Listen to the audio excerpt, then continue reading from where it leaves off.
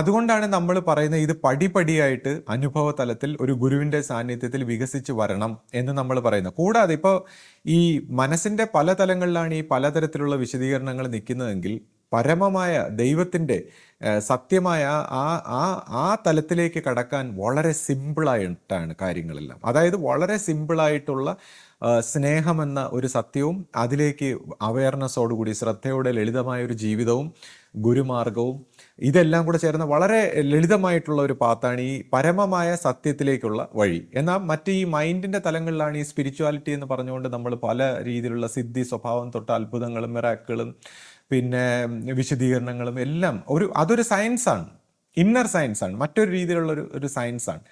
അപ്പോൾ ഇതിനെല്ലാം കൂടെയാണ് നമ്മളൊരു എന്താ പറയുന്നത് ആകെ ഒരു കൺഫ്യൂസ്ഡ് ആയി പോകുന്നത്. പിന്നെ ആദ്യത്തെ തലങ്ങളിൽ നമുക്ക് ലോജിക്കലായിട്ടൊരു വിശദീകരണങ്ങളൊക്കെ നല്ലതാണെങ്കിലും അടുത്ത തലങ്ങൾ ഈ കൺഫ്യൂഷനും നല്ലതാണെന്നുള്ളതാണ്. ആധ്യാത്മികതയുടെ മറ്റൊരു പ്രത്യേകത എന്താണെന്ന് വെച്ചാൽ എല്ലാം നല്ലതിനാണെന്നുള്ള ഒരു കാഴ്ചപ്പാടാണ്. അതായത് ഈ കൺഫ്യൂഷനും നല്ലതാണ്.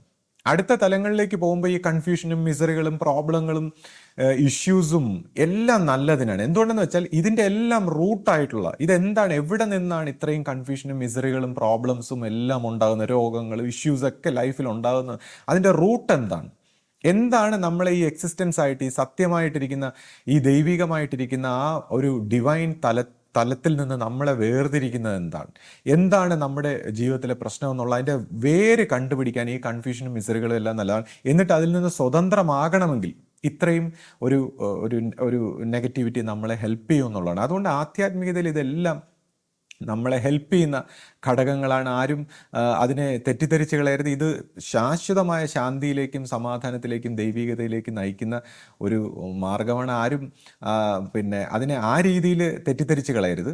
ഇനിയിപ്പോൾ അടുത്ത കാര്യം, ഇപ്പോൾ ആശ പറഞ്ഞു ഈ അഹം ബ്രഹ്മാസ്മി എന്ന് പറയുന്ന ഒരു മിസ്റ്റേക്കിനെ കുറിച്ചും. അപ്പോൾ നമ്മുടെ ആശ്രമത്തിൽ ഇപ്പോൾ ഗുരുമാർഗത്തിൽ വന്നപ്പോൾ ഇവിടെയും സെയിം കാര്യങ്ങളല്ലേ എന്ന് ചോദിക്കുന്നു. അപ്പോൾ അതിൻ്റെ ഒരു വ്യത്യാസം പറയണമെങ്കിൽ ഇപ്പോൾ എൻ്റെ ഒരു പേഴ്സണൽ ഒരു എക്സ്പീരിയൻസിനെ കുറിച്ച് പറയേണ്ടിയിരിക്കുന്നു. കാര്യം ഞാനത് എന്തുകൊണ്ട് എങ്ങനെ അത് സംസാരിക്കുന്നു അല്ലെങ്കിൽ എങ്ങനെ ഞാനതിനെ മനസ്സിലാക്കി എന്ന് പറയണമെങ്കിൽ ഇപ്പോൾ ഞാൻ പേഴ്സണൽ എക്സ്പീരിയൻസിനെ കുറിച്ച് ഡിസ്കസ് ചെയ്യാനൊന്നും ആഗ്രഹിക്കുന്നില്ല.